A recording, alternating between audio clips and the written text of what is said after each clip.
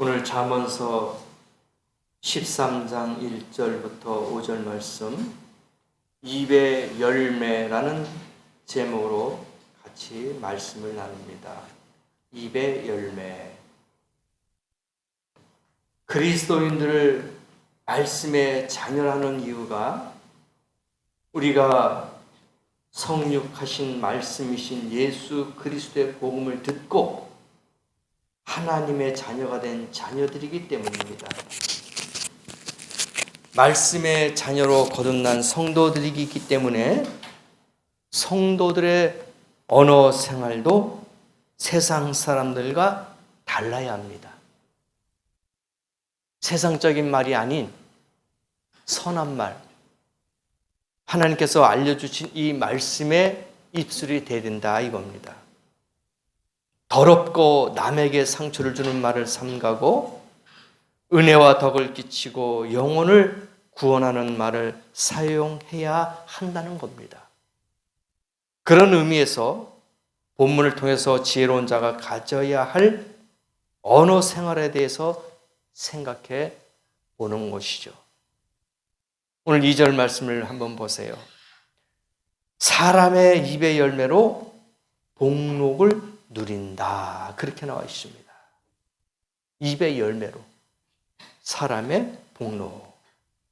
복록을 누린다는 말씀은 요칼토부라고 해서 이것을 직역하면은 선한 것을 먹는다. 그런 뜻이에요. 선한 것을 먹는다. 그러니까 복을 받게 된다는 의미를 가지고 있다는 거예요. 그러니까 입의 열매로 복록을 누리거니와 선한 것을 먹고 복을 누린다. 그런 뜻이겠죠. 말만 잘해도 우리가 영육간의 큰 복을 받는 삶을 살 수 있다는 말씀이에요. 생각의 모든 것들이 입으로 나오지 않습니까? 그래서 선한 생각을 하면은 선한 말이 나오지만 악한 생각을 하면 악한 말이 나올 수밖에 없어요. 그리고 악한 것을 계획을 갖고 있으면 행동으로 옮기는 것이 도둑질, 살인, 폭행 이런 것이 나오는 거예요. 그래서 오늘 말씀 그대로 2절 말씀 보면은 사람은 입의 열매로, 그러니까 입술로 우리가 말하는 것으로 인해서 복을 받을 수 있다 이거예요. 좋은 것을 먹는다 이겁니다. 사실 우리가 하나님을 섬기는 것은 대부분 입술로 하는 거예요. 그렇죠? 말로써 감사하고 말로써 찬양하고 말로써 기도하고 대부분 하나님을 섬긴다는 게 입술에서 나와요. 입으로 많이 합니다. 히브리서 13장 15절에는 우리가 드리는 찬미의 제사를 입술의 열매라고 했어요. 하나님 앞에 찬양하잖아요. 그게 입술의 열매래요. 이 찬미뿐만 아니라 기도, 전도, 그리고 이웃에게 주는 이런 권면, 위로 이런 것들이 다 입술로 섬기는 거예요. 그러니까 우리가 어떤 말로 인해서 상대방에게 상처를 주는지 위로가 되는지 이걸 알아야 되는 거예요. 내가 이 말을 하면 저 사람이 상처를 받을까? 내가 이 말을 하면 저 사람이 힘을 얻고 위로를 받을까? 이걸 먼저 생각하고 말을 하자 이거죠. 그냥 생각 없이 말하다 보면 상대방에게 상처를 주고 아픔을 주고 괴로움을 줄 수가 있어요.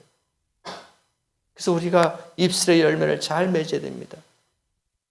그리스도인들은 말만 잘해도 하나님을 기쁘게 드릴 수 있어요. 말만 잘해도 우리의 영혼을 구원하고 그 결과 입술의 열매를 통해서 복록을 누릴 수가 있다 이겁니다. 그러므로 여러분 2절 말씀처럼 여러분의 입술로 복록을 누리는 성도 되기를 원합니다.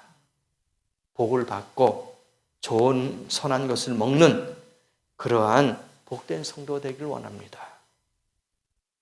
또 한 가지 보면은 3절 말씀에 말 한마디가 뭐라 그랬어요? 생명을 보존하나. 입을 지키는 자는 생명을 보존한대요. 그래서 혀를 잘못 놀리면 죽음을 당할 수가 있다는 거예요. 우리가 실례로 예수님께서 십자가에 매달리셨어요. 그럴 때 양쪽에 강도가 있었습니다. 오른쪽, 왼쪽. 마지막 순간까지 예수님을 조롱한 강도가 있었어요. 네가 하나님의 아들이면 거기서 내려와 봐라. 조롱하는 거예요. 멸시하는 겁니다. 그렇죠? 입술로 범죄하는 거예요. 그 사람의 생각은 그거밖에 없는 거야. 그래서 입술로 나오는 거예요. 네가 하나님의 아들이면은 거기서도 그냥 풀려나올 거 아니냐. 너 왜 거짓말 하느냐. 왜 사기치느냐 하는 뜻 아닙니까? 네가 정말 만왕의 왕, 만왕의 주라면은 내려와 봐라. 그런데 한편 강도는 뭐라 그랬습니까? 주여, 당신이 오늘 나와 함께 해주시길 바랍니다. 내가 오늘 목숨을 끊는다면은, 내가 여기서 죽는다면은 나를 좀 천국으로 인도해 주세요. 나를 좀 도와주세요. 그럴 때 예수님께서 뭐라 했습니까? 오늘 네가 나와 함께 낙원에 있을 것이다. 그러니까 이렇게 한 입술 갖고도 삶과 죽음이 나오는 거예요. 한편 강도는 입술로 인해서 저주를 하고 조롱을 해가지고 지옥을 가지만, 한편 강도는 예수를 인정하고 도움을 찾고 부탁을 했기 때문에 낙원에 가게 된 거예요. 말 한마디로. 얼마나 중요합니까? 그래서 입술에 파수꾼을 두어서 해야 할 말과 그렇지 아니할 말을 구분할 수 있는 지혜가 여러분에게 있어야 될 줄 믿습니다. 이게 필요한 거예요. 오늘 내가 나와 함께 낙원에 있으리라. 누가복음 23장 43절 기록했잖아요. 얼마나 복된 말씀, 구원의 말씀입니까? 같이 매달렸지만은 한 사람은 순간에, 그 찰나 몇 초 만에 지옥 가고 몇 초 만에 낙원에 가는 거예요. 여러분도 말 한마디로 인해서 이러한 놀라운 축복이 임할 줄 믿습니다. 예수님을 시인하고 부탁하고 기도하고 간구할 때 구원의 길이 열리는 거예요. 구원의 문이 열리는 겁니다. 그럴 때 3절 하반절에 뭐라고 하겠습니까? 입술을 크게 벌리는 자에게는 멸망이 온다. 그렇게 나오죠. 입술을 지키는 자는 생명을 보존해요. 그런데 입술을 크게 벌리는 자에게는 멸망이 있느니라. 그렇게 나와 있어요. 나발이라는 사람이 있습니다.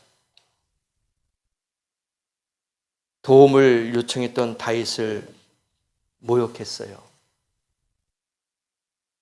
사울에게 쫓겨가고 있는데 다윗이 도망 다니는 거예요. 그래서 숨을 곳을 좀 해달라, 도움을 청할 수 있습니다. 그래서 다윗을 모독했습니다. 결국 죽음을 맞이했죠. 아수르의 왕 사네립은 히스기야 왕에게 하나님과 이스라엘을 모독하는 편지를 보냈다가 하루아침에 18만 5천 명의 대군을 잃어버리고 멸망의 길로 빠졌습니다. 이게 열왕기상 하에 다 나와요. 찾아보면 이런 기적과 역사가 다 나온단 말입니다.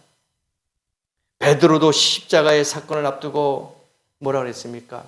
다 주를 버릴지라도, 다 주를 부인할지라도 나는 주님을 버리지 않겠습니다. 고백했어요. 예수님 앞에서 고백했습니다. 주님이요, 다른 사람들은 싫어하고 버리고 도망갈지라도 나는 절대로 당신을 버리지 않겠습니다. 분명히 고백했습니다. 위에 마태복음 26장 33절에 나와요. 호언장담했어요. 다 제자들이 떠나고 백성들이 떠나고 지인들이 떠날지라도 나는 하나님만, 당신만 따라가겠습니다. 나 배신 안 하겠습니다. 그런데 베드로 앞에 위험이 자기 앞에 다가오니까 뭐라 그랬어요? 나 예수 모른다. 부인했잖아요. 계집이 나타났어요. 가지고 그 옆에서 이 사람이 예수님 따라다녔던 제자인데요. 그러니까 거기서 충격받고 베드로가 무슨 소리냐? 나 예수 몰라. 착각한 거야. 비슷한 사람을 봤겠지. 나는 아니야. 3번을 부인했잖아요. 그렇게 된단 말입니다. 빌라도의 법정 앞에서 빌라도가 유대인들의 요구를 따라 예수님을 판단하고 있어요. 지금 심판하고 있습니다. 예수를 십자가에 못 박히십시오. 그는 사기쳤습니다. 죄인입니다. 자기가 하나님의 아들이라고 그랬습니다. 자기가 만왕의 왕이라고 그랬습니다. 그를 십자가에 못 박혀 죽여야 됩니다. 막 백성들이 난리가 났어요. 소동이 일어났습니다. 그럴 때 마태복음 27장 24절 말씀에 뭐라고 나오느냐? 나는 이에 대해서 무죄하니 너희가 당하라. 나는 이 예수에게서부터 죄를 찾을 수 없었어. 무죄한 거야. 그러니 너희들이 당해라. 그러면서 손을 씻어버렸어요. 빌라도는 예수를 정죄하지 못했습니다. 왜? 죄가 없으신 분이니까. 그래서 그 무리들이 뭐라 그랬습니까? 마태복음 27장 25절을 보니까 그 피를 우리와 우리 자손에게 돌릴지어다. 그들이 앞으로 미래에 나타날 걸 생각 못하고 그냥 던진 말이에요. 책임도 없는 말이에요. 미래에 나타날 엄청난 사건들을 모르고 그냥 툭 던진 말이에요. 이 죄를, 이 모든 것을, 그 피를 우리와 우리의 자손들에게 돌려라. 그게 뭐예요? 유대인들이 유럽으로, 아프리카로, 아시아로 유랑을 떠났잖아요. 홀로코스트가 됐어요. 유대인 학살로 인해서 엄청난 사람이 죽었잖아요.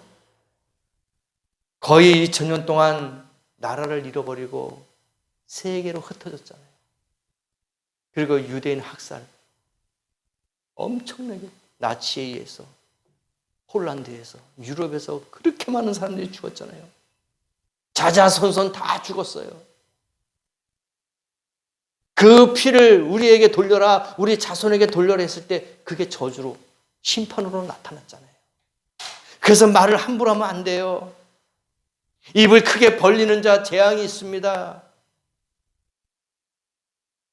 입술의 열매로 인해서 우리가 복록을 받지만은 잘못 입을 크게 벌리다 보면은 화가 임하게 되는 거예요. 저주를 퍼붓는 자에게는 큰 재앙과 심판이 찾아온다는 것을 우리는 알아야 됩니다. 얼마나 무서운 말이에요.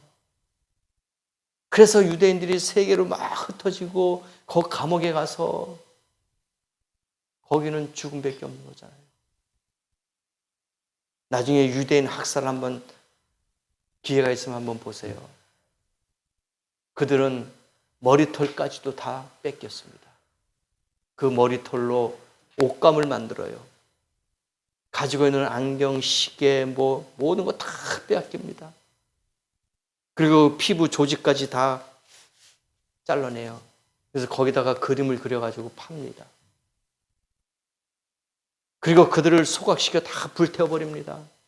그러니 1년 12달 계속 24시간 불태워도 태울 수 없는 그런 시신들이 많으니까 웅덩이를 파가지고 거기다 그냥 불호도자로 밀어가지고 다 죽여버리고 매장시키잖아요. 그게 역사적으로 다 나왔잖아요. 그러니 예수님이 십자가에 못 박힌 그 사람들 그 말 한마디로 인해서 핏값을 받았잖아요. 그래서 함부로 입술을 벌리는 자, 함부로 저주하는 자, 하나님을 멸시하고 모독하는 자는 이런 화가 임한다는 거예요. 우리는 무섭고 두렵고 떨리는 마음으로 이 말씀을 잘 지켜야 될 줄 믿습니다. 5절 말씀 보니까요. 의인은 뭐라 그랬습니까? 거짓말을 미워하나. 거짓말을 미워해야 돼, 우리가. 거기에 동조하면 안 됩니다. 하나님은 진리예요. 그렇죠? 나는 곧 길이요, 진리요, 생명이다. 그렇게 했잖아요. 그러니까 예수님이 곧 진리야, 길이야, 생명이에요. 하나님이 진리와 길과 생명입니다. 거짓말을 싫어하셔요. 십계명 가운데 9개 계명이 뭐냐? 거짓 증언하지 말라. 하나님의 자녀들은 거짓말하면 안 돼요. 십계명 중에도 제 9계명이 바로 거짓 증언하지 말라. 거짓말로 하지 마라 이거예요. 하나님이 가장 싫어하는 게, 미워하시는 게 거짓이에요. 그것이 사도행전 나오죠. 아나니아와 삽비라. 사도행전에 아나니아와 삽비라 나와요. 부부예요. 같은 날 같은 지역에서 같이 죽었어요. 왜? 땅을 팔았어. 삽비라가 땅을 팔아가지고 일부 숨겨두고 마치 전 재산을 하나님께 바친 것처럼 거짓말했어요. 그때 베드로가, 그때 예수님이 그 모든 것을 중심을 아시잖아요. 진리기 때문에. 그럴 때 이것이 전부 판 것이냐? 예, 맞습니다. 하나님의 영을 속였어요. 사람은 속일 수 있지만 하나님은 속일 수가 없단 말입니다. 그래서 그는 거기서 죽었어요. 그래서 아나니아와 삽비라 부부가 그 자리에서 죽었습니다. 사탄은 거짓말의 압이란 얘기예요. 사탄은 뭡니까? 속이는 자예요. 사탄의 뜻이 속이는 자, 거짓말하는 자, 미혹하는 자, 유혹하는 자, 그런 뜻을 갖고 있잖아요. 그래서 사탄의 이 거짓의 압이, 마귀가 거기에 틈탄 거 아닙니까? 가룟 유다 속에 마귀가 틈탄 거 아니에요? 그래서 은 30에 팔아버린 거 아닙니까? 그러니까 거짓이에요. 속이는 겁니다. 사기치는 거예요. 이게 마귀의 습성이에요. 여기에 넘어가면 안 됩니다. 잠언서 10장 19절에 그렇게 나옵니다. 말이 많으면 허물을 명키 어려우나 입술을 제어하는 자는 지혜가 있느니라. 입술을 제어하는 자 지혜가 있대요. 무턱대고 가는 게 아니에요. 전도서 5장 3절에 뭐라고 나와 있습니까? 말이 많으면 우매자의 소리가 나타나느니라. 말이 많으면은 우매자, 미련하다 이렇게 나오는 거예요. 실수가 있으니까. 말하기보다 듣기를 즐거워하는 성도가 되기를 원합니다. 1절 말씀에 지혜로운 아들은 아비의 훈계를 들으나 거만한 자는 꾸지람을 즐겨 듣지 아니하느니라. 오늘 본문 1절에 나왔잖아요. 아비의 그 훈계를 어떻게 듣는 게 지혜롭다 이거예요. 이게 육신의 아비뿐만 아니라 하나님 아버지의 그 말도 듣는 자, 훈계를 듣는 자, 지혜로운 아들이 될 수 있다 이겁니다. 미련한 자는 멸시해요. 듣기 싫어해요. 미련한 자는 말을 많이 해서 자신의 어리석음을 드러내요. 말하다 보면 실수가 생겨요. 말하다 보면 자기의 부족함이 나타납니다. 이게 미련한 거예요. 우매자예요. 근데 지혜자는 입술에 파수꾼을 두고 말을 절제할 줄 안다는 거예요. 파수꾼이 뭡니까? 지키는 자예요. 그렇죠? 감시하는 자입니다. 그래서 내 입술에 파수꾼을 세워달라 이거예요. 그러니까 지켜달라, 도와달라, 그런 뜻이란 얘기죠. 본문의 말씀처럼 듣기를 즐겨하는 자가 지혜로운 자가 될 수가 있다. 그래서 사무엘상 3장 10절에 성전에서 하나님의 음성이 들려올 때 뭐라 그랬냐? 사무엘이 말씀만 하시옵소서 종이 듣겠나이다 그랬어요. 사무엘이 말씀만 하시옵소서 종이 듣겠습니다. 이런 말을 갖고 있는 거예요. 그래서 말하기보다 듣기를 즐겨하는 자가 되어야 될 줄 믿습니다. 주의 종이 설교를 합니다. 말씀을 전해요. 듣기를 즐거워해야 되는 거예요. 근데 거기다 대고 비판하고 판단하고 변론하고 복을 받지 못합니다. 그렇죠? 하나님 말씀이 선포되면은 잘 들어야 돼요. 그게 복이에요. 그게 지혜로운 자다 이겁니다. 그런데 말을 많이 하는 사람들, 교회에서도 마찬가지예요. 교인들 중에서 말 잘하는 사람이 있어요. 말꾼, 말쟁이가 되면 안 돼요. 지혜로운 자는 어떻게 해요? 오늘 듣기를 좋아한다 그랬어요. 그럼 반대로 말 많이 한 사람은 미련한 자고 어리석은 자다, 우매한 자다 이겁니다. 그래서 여러분도 입술을 잘 다스릴 수 있는, 입술의 열매를 가지고 있는, 입술의 파수꾼을 세울 수 있는 성도 되기를 원합니다. 주님 오시는 그날까지 우리의 입술로는 선한 말이 나와야 되고 힘이 되고 용기가 되고 도움이 되는 말이 나와야 되지, 상처를 주고 아픔을 주고 괴로움을 주는 그런 말이 나오면 안 된다는 얘기예요. 그리고 듣는 자가 되어야 됩니다. 그럴 때 복을 받습니다. 4절 말씀에도 게으른 자는 마음으로 원하여도 얻지 못하나 부지런한 자의 마음은 풍족함을 얻느니라. 누가 그래요? 교회 다니려면 부지런해야 된대요. 교회 다니는 사람들이 왜 이렇게 바쁜지 모르겠대. 하는 거 없이 바쁘대요. 그렇잖아요? 맞아요. 하나님의 일꾼들은 바빠야 돼요. 게으르면 안 돼요. 뭔가 부지런해야 돼. 뭔가 열심을 내야 되는 거예요. 우리는 일꾼입니다. 예를 들어서 우리가 밭에서 일을 합니다. 아주 농번기 바빠요. 사람을 사가지고 막 일을 시켜야 되는데 일꾼이 와가지고 놀고 있어요. 주인이 보면은 이건 안 되겠다 하고 잘라요. 더 이상 그 사람을 사용하지 않습니다. 그러나 내가 어차피 삭을 받고 와서 일을 하니까 열심히 해야 되겠지. 그럼 주인에게 인정받는 거예요. 그러면은 내일도 또 오세요. 내일도 또 오세요. 계속 연결되는 겁니다. 근데 게으른 사람들, 미련한 사람들은 그 하루밖에 일회용으로 쓸 수밖에 없어요. 하나님도 마찬가지입니다. 열심히 하는 사람들, 최선을 다하는 사람들, 충성하는 사람들 하나님이 사랑하시고 더 많이 베풀어줘요. 플러스 보너스까지 주는 거예요. 일만 잘해보세요. 주인이 가만히 있습니까? 거기에는 농산물도 더 챙겨주고 싶고 또 일당도 더 챙겨주시고, 그게 주인의 마음이에요. 왜? 잘해주니까, 주인의 마음을 기쁘게 해주니까, 그 이상의 대가가 나오니까, 노력한 그 결과가 나오니까. 우리가 주님 앞에서 열심히 일한다면 하나님 우리에게 필요한 거 공급해 주실 줄 믿습니다. 더 많이 주셔요. 더 귀한 걸 주신단 말입니다. 그리고 계속 주의를 할 수 있게끔 우리에게 하나님이 힘을 주셔요. 용기를 주셔요.